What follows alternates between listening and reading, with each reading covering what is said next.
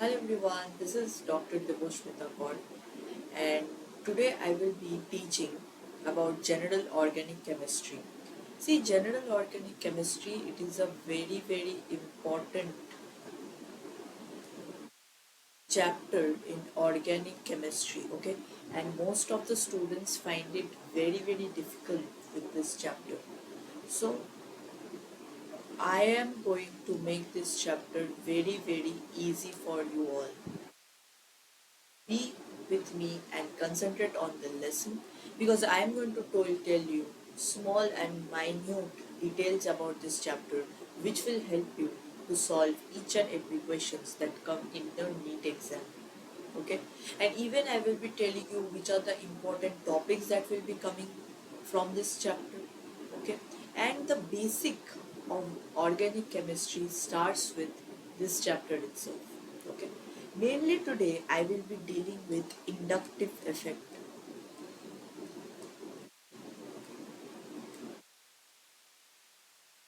Okay, in this lesson I will be only talking about inductive effect, and then I will be talking about more effect that will come in this GOC. Okay, so without any further delay, let's get started with the chapter. Okay,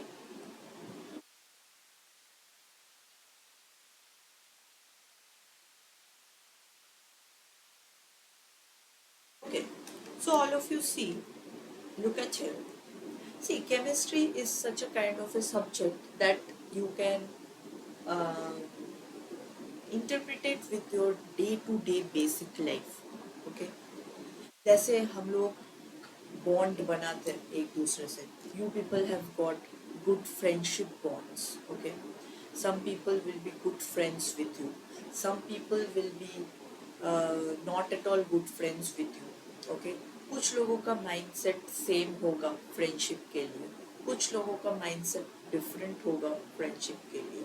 तो वो person to person vary करते हैं. Okay, chemistry में भी क्या होता है कि हम लोगों के पास bond breaking.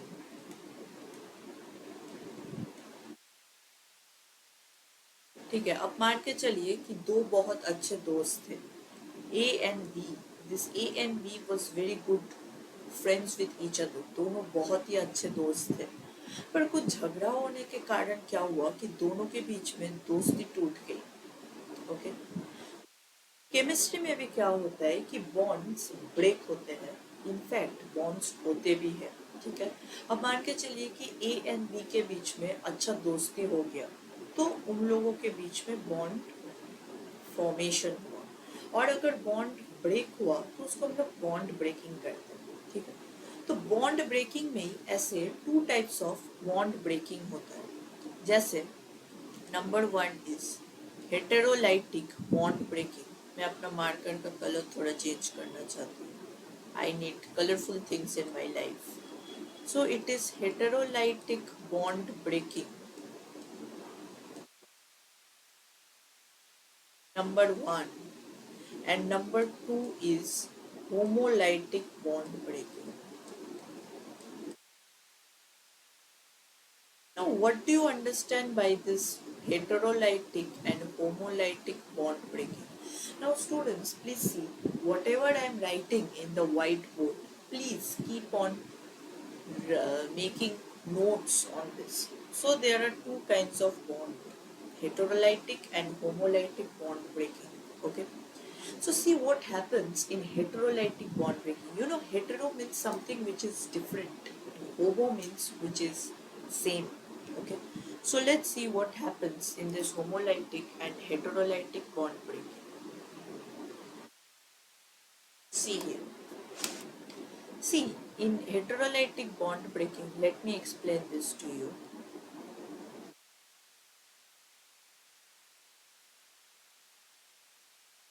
What is happening out here is, suppose this is a bond between C and A.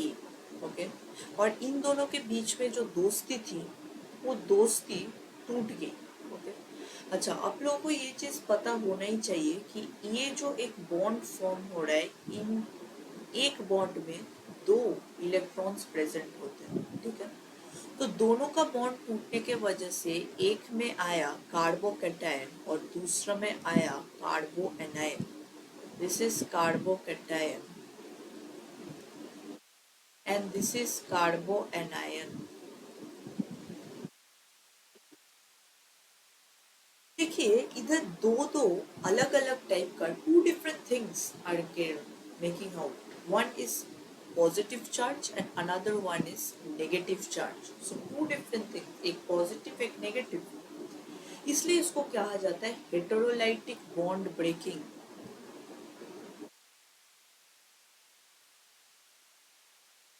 क्योंकि बॉन्ड ब्रेक होने के बाद एक, जैसे मान के चलिए कि दो, एक गर्लफ्रेंड और एक बॉयफ्रेंड थे, ठीक है। अब दोनों के बीच में दोस्ती टूटने के बाद अक्सर ऐसा देखा जाता है कि जो लड़का होता है वो शराब पीने लगता है, ओके। देन वो डिप्रेशन में चला जाता है, okay. But the girl on the other hand क्या करते हैं कि वो पॉजिटिव हो जाते हैं, अपना करियर पे फोकस करते हैं, अपना गोल्स पे ज़्यादा फोकस करती है, okay. So this is in the same way that C और ए के बीच में बॉन्ड टूटा और ये जो सी था वो पॉजिटिव होगी, okay. May be the she is the girl और ये जो ए है ये नेगेटिव डायरेक्शन में चलेगी, like drinking alcohol and doing stupid things in his life, okay. So this is heterolytic. Now let's understand what is homolytic. देखिए homolytic bond क्या होता है। होमोलाइटिक जो सेम है, okay, anything which is same, may be same kind of things will be formed. Like again let's take the example between C and A.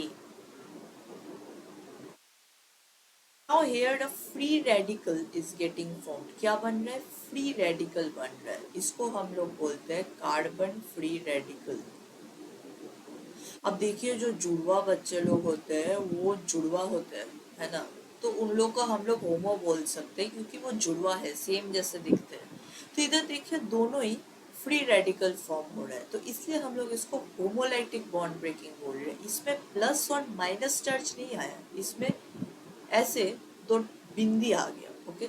लड़कियां जो अपने माथे में बिंदी लगाते हैं वो बिंदी आ गया, जिसको हम लोग फ्री रेडिकल बोलते हैं, ठीक है।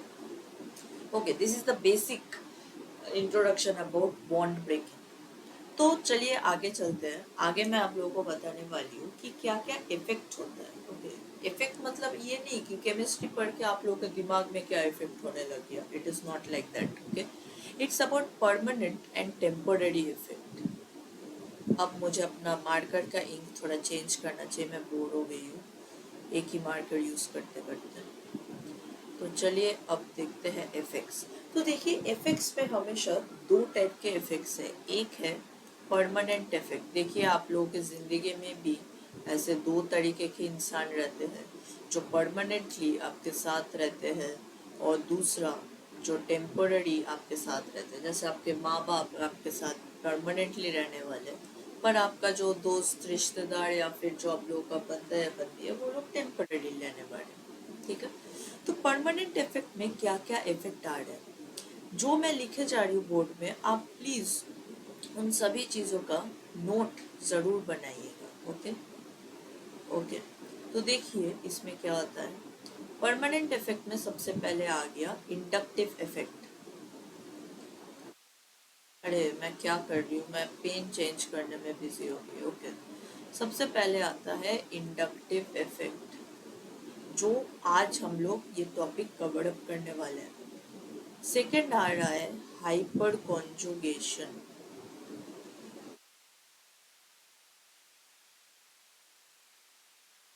Third is resonance. तो रेजोनेंस तो आपको आप लोगों को ज़रूर पता होगा कि रेजोनेंस क्या चीज़ है। मैं इस चैप्टर में आप लोगों को रेजोनेंस के बारे में समझाने वाला। और जो टेम्पररी इफेक्ट है उसमें आता है इलेक्ट्रोमेरिक इफेक्ट।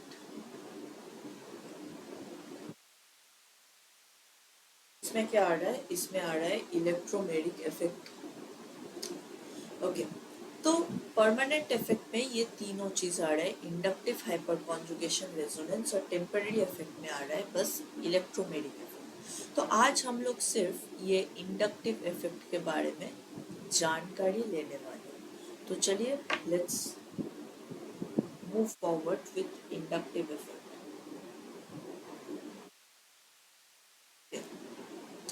तो देखिए इंडक्टिव इफेक्ट क्या है।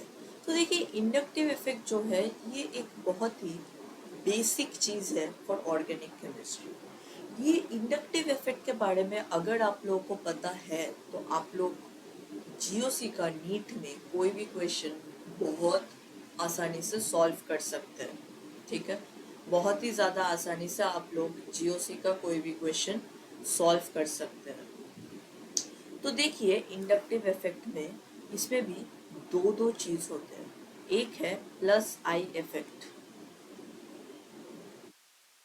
और दूसरा जो चीज है वो है माइनस आई इफेक्ट। ओके, तो प्लस आई और माइनस आई इफेक्ट के क्या डिफरेंस होता है, plus and minus I effect. Okay, तो देखिए जो माइनस प्लस के बारे में, पहले पॉजिटिव रहना है जिंदगी में तो इसलिए पॉजिटिव के बारे में बात करते हैं।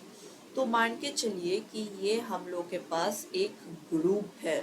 ओके, अब आप लोग का फ्रेंड्स ग्रुप के बारे में नहीं बोल रही हूँ, मैं कोई फंक्शनल ग्रुप के बारे में बात कर रही हूँ। फंक्शनल ग्रुप का क्या मतलब है, जो आप लोग को पता ही होगा, जैसे alcohol example.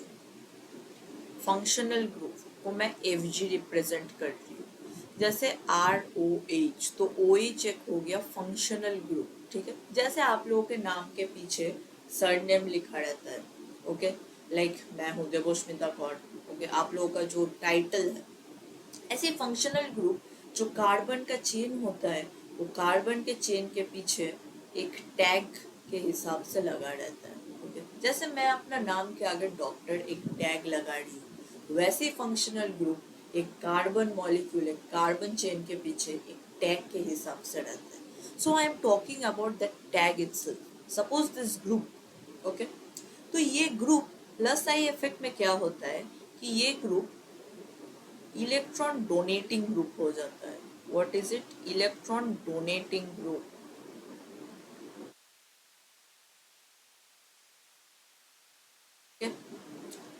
Electron donating group, इसका मतलब क्या है कि ये जो जी है, जो ग्रुप है, मतलब जो फंक्शनल ग्रुप है, वो इस कार्बन एटम को बार बार इलेक्ट्रॉन डोनेट कर रही है।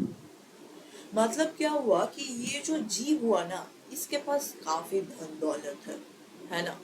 तो आप लोग देखिए, when people have so much of money with themselves they will start doing charity.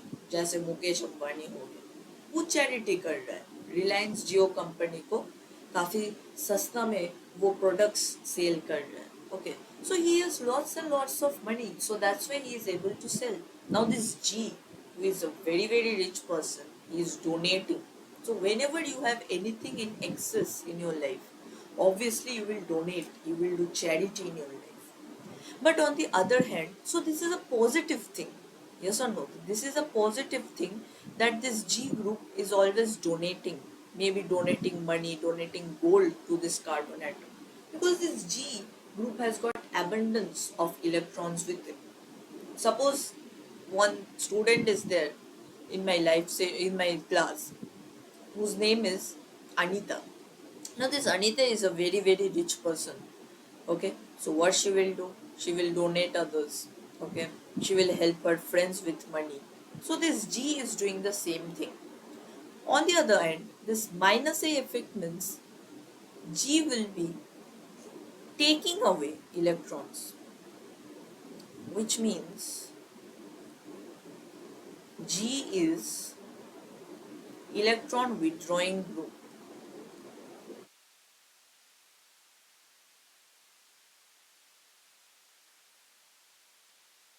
Okay, G is electron withdrawing. Why? Because G के खुद के पास ही कोई पैसा नहीं है.